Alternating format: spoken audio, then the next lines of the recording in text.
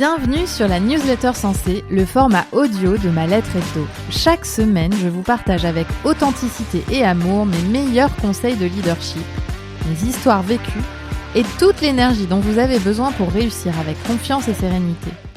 Cette semaine, je vous donne 7 exemples d'impact de la vie privée sur la vie professionnelle et pourquoi alors les femmes leaders ne peuvent laisser leur vie perso à la porte du bureau.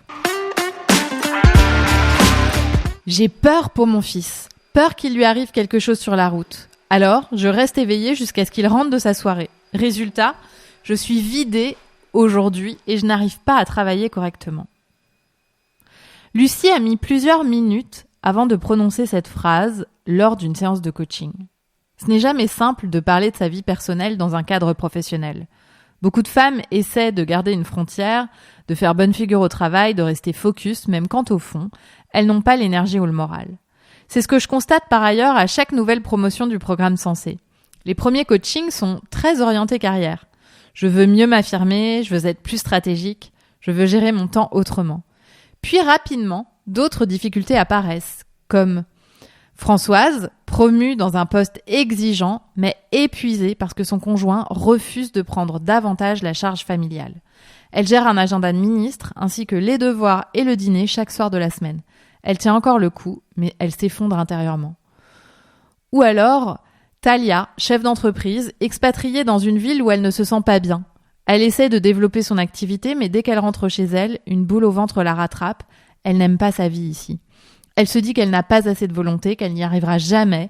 Elle est très dure envers elle-même. Marion, récemment arrivée au CODIR, qui voudrait rentrer plus tôt le soir pour soutenir sa fille en difficulté scolaire. Mais elle a peur d'être mal perçue par ses pairs, plus âgés qu'elle, et qui n'ont pas d'enfants en bas âge.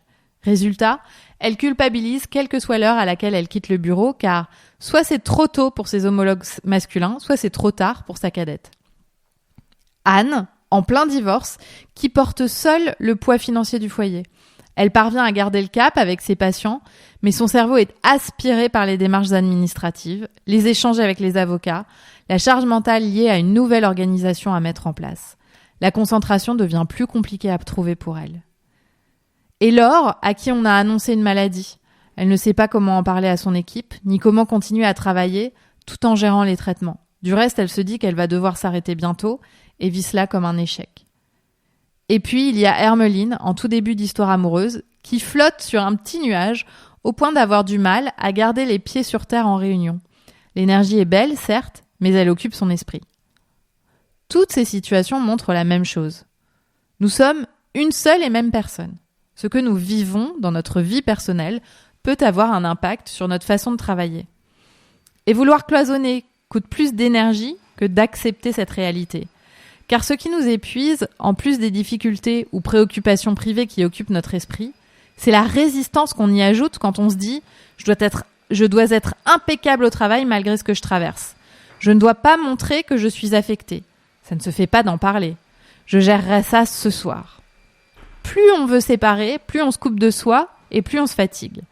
Alors la vraie question n'est pas comment faire pour cloisonner, la vraie question est comment traverser ce que la vie nous envoie sans perdre notre élan professionnel.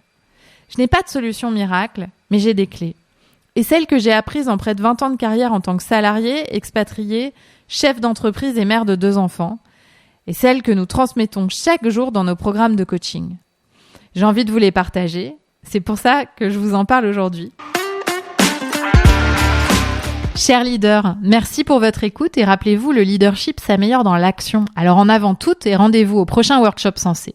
Pour y être invité, il suffit de vous inscrire à la version écrite de la newsletter Sensée en cliquant sur le lien dans les notes de cet épisode. Et cela vous permettra en plus de profiter de l'intégralité de la newsletter, dont nos recommandations de lecture, notre citation de la semaine et autres réjouissances.